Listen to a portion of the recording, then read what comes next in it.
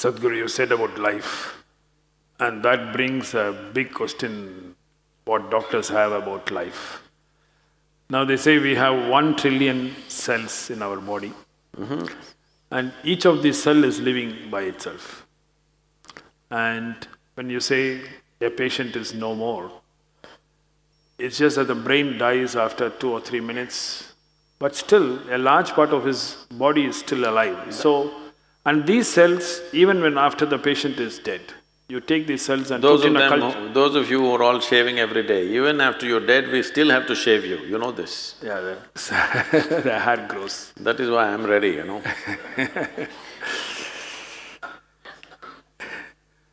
Yeah, but so what dies when we die? So that brings the question, what leaves us? So where is this life in our body? Is it in our brain, our heart? And what is this life you're talking? Is it in the spine or is it in… where does it reside?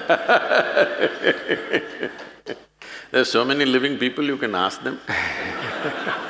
Where are they? I think the religious beliefs have totally screwed up human mind so badly.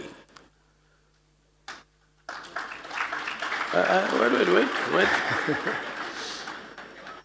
That people cannot even know what's happening within themselves. They know the geography of heaven. Hello? So, people know what is the geography of heaven, where is God sitting, you know, how many children he has, when is his birthday, everything they know. How come they don't know where is their life? Isn't it ridiculous? Hello? Because we were told, Swami, about the birthday of gods, but nobody is telling us where is our life and what is You are life, aren't you? Yes, of course. I hear 4 people, but I'm asking all of you, your life? Yes. You must show some sign, huh? So, if you are life, I'm asking, are you really life? Yes. So, how come we know so many things and we don't know what is the nature of our life? Now, you asked why if somebody is dead, still some of the cells are active. As I said, dead bodies are given a shave up to 10–11 days. Why this is so? What we're calling as life physically is a mechanism on many different levels. There is hardware and there is software. You are core of hardware, bones. The software is equally important. Otherwise, how would a cell know that it's a human cell? That it is not a pig cell or a tree cell or something else? How does it know? Because there is an entire software, there is memory, evolutionary memory, genetic memory, karmic memory, there are varieties of memories imposed on every cell in the system so that it never gets confused. If you eat dog food for 3 days, you will not become a dog, isn't it? Because the memory is entrenched in this. So there is a whole software. The software package is actually bigger than the hardware, much bigger. And it is energized by what we are considering as a life force. In yoga, we call this prana. It manifests itself in 5 basic dimensions. There are other forms to it, which gets too complicated. 5 basic forms. These are called pranavayu, samanavayu, apanavayu, udanavayu and vyana. These have different functions. Prana is related to breath, respiratory action and thought process. If the pranavayu depletes, your respiratory action will go away. So immediately doctor checks and says, he's dead. They'll try to pump their chest. If he doesn't come back, he's dead. Respiration and your pulmonary action are very directly connected. Once respiration stops, that process will naturally come to an end. So pranavayu is gone. It's not like one after another they will go. They will go at the same time, but one goes means this is gone. If samanavayu goes, this is in charge of generating heat in the system. So once samanavayu starts receding, the body starts getting cold and it also starts becoming stiff. Once apanavayu starts receding in a major way, then the sensory aspect of it, we must understand this. You may check somebody's breath and declare them dead, but they can still feel sensations. There have been any number of cases where people get terrified because a dead body moves a little bit. This has happened again and again, many times. That when he's been medically declared dead, there are twitchings in the body that happen in a very mild way because the sensory activity is still on. Still, life is not fully convinced that it's finished. It is still making an effort of its own. When udhanavayu goes away, then the buoyancy is gone. When I say buoyancy, see, you may weigh 70 or 80 or whatever number of… I'm sorry, maybe you weigh 50 or 55 kilograms. I don't want the ladies to get…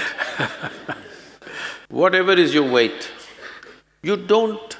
Let's say you're very happy and alive right now, you don't feel 50 kilograms on you, isn't it? Hello? Yeah. It is there. If you stand on the scale, it is there. But when you walk, it is not there, simply because this udhana creates a buoyancy. It makes you less available to gravity. There are yogic practices to activate this. There's a whole school of Udan in China, where you might have seen those movies, Hollywood movies, what is that? Crouching Tiger, something. What? Yeah. Yes. So these are Udan schools where they have mastery or Udana where they can float around a little bit. Well, little exaggerated in the movies, but becomes lighter, more buoyant body. For a martial arts fighter, to be buoyant is important. There have been many cases where certain ballet dancers and martial arts experts have shown what is physically not possible they have done by leaping up to heights which all physicists believe is simply impossible. But they've gone beyond that level simply by creating more buoyancy. So udhana is in charge of buoyancy. Once udhana starts receding, suddenly body becomes heavy. Always it was the same weight. Weight does not increase, but you can feel the weight much more simply because udhana is gone. This doctors may know, maybe doctors don't do it, the people who work in the hospitals may know. Carrying a live person and a dead person, there's a big difference. Simply because udhana is gone, there's no buoyancy. The fourth dimension is called vyana. This is preservative in nature. If vyana recedes, even when you're alive, body will begin to rot. There are certain types of snake venoms which can do this. If they bite you, you will not die, but literally parts of the body will start falling apart simply because vyana will recede and it will start falling apart. So, once vyana recedes, the rotting process will begin. There are systems in yoga where we want all the seven to go reasonably together, within 1.5 hours we want it to go. In normal death, depending upon the age of a person, how vibrant a particular body is, it may take a long time. When I say long time, up to 14 hours it may take. Vyana may take up to 14 days to leave. This is the reason why in this culture you have rituals running up to 14 days, because they feel the vyana may be still there, because when you bury a person, the vyana may be still hovering there, so up to 14 days. That is the reason why within 1.5 hours, in this culture that was the rule, if somebody dies within an hour and a half, you must cremate them. But then mistakes happened. When they were still alive, somebody put them on the funeral pyre, so they stretched it to 4 hours. Within 4 hours, you must cremate. But today, there are issues, all kinds of issues about it. So, people are waiting for 1 day, 2 days, daughter is in America, she has to come, she'll come after 3 days, and they will wait. But the idea is, for the one who is dead, we must understand this. You are… you don't diagnose people as dead, you declare them dead, right? There's a difference. So when you declare them dead, for you they are dead.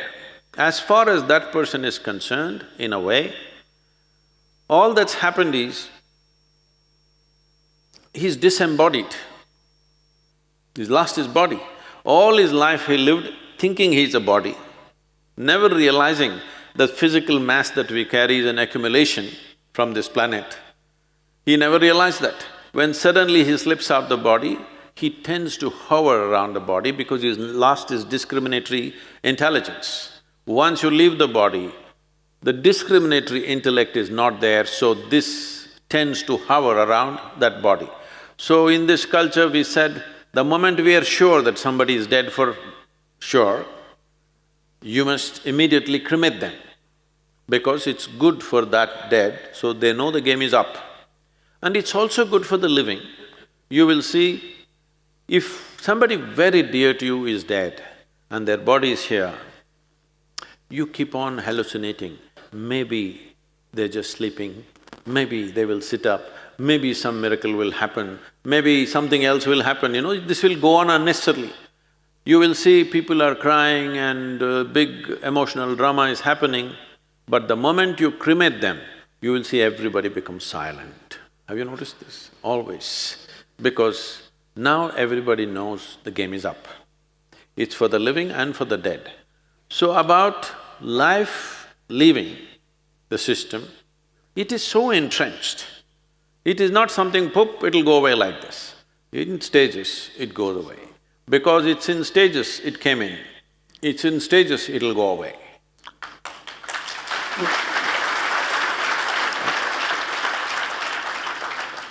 But Swami, like… Huh?